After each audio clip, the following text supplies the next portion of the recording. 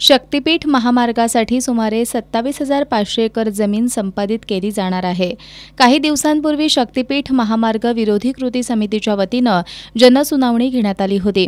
या सुनावणीत अनेक शेतकऱ्यांनी आपल्या तक्रारी मांडल्या। याचा एक सविस्तर अहवाल आम्ही तयार केला असल्याचं त्यांनी सांगितलं। हा अहवाल राज्य सरकारकडे आम्ही देणार आहोत। केवळ एका विशिष्ट धर्माच्या 2-3 धार्मिक स्थळांना जोडण्याचं काम सार्वजनिक हिताच्या व्याख्येत बसत नाही।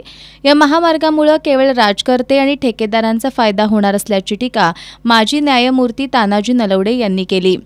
हा महामार्ग प्रस्तावित असला तरी सामाजिक प्रभावांचं कोणतंही मूल्यमापन करण्यात आलेलं नाही।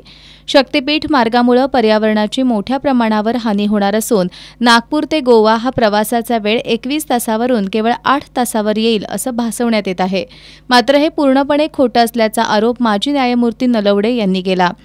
शक्तीपीठ हा केवळ नागपूरवरून गोव्याला दारू आणि मौजमजा पैशाची उधळण करण्यासाठी जाणाऱ्या श्रीमंतांच्या सोयीसाठी बनवण्यात येत असून या महामार्गाला आमचा तीव्र विरोध आहे।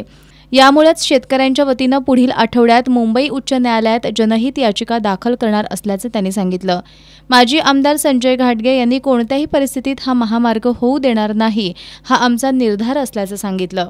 पत्रकार परिषदेला प्राचार्य डॉक्टर टी.एस. पाटील, प्राचार्य doctor B M. Hiradekar, comrade Subhash Jadhav, Shivaji Magdum, Amol Naik आदी उपस्थित होते।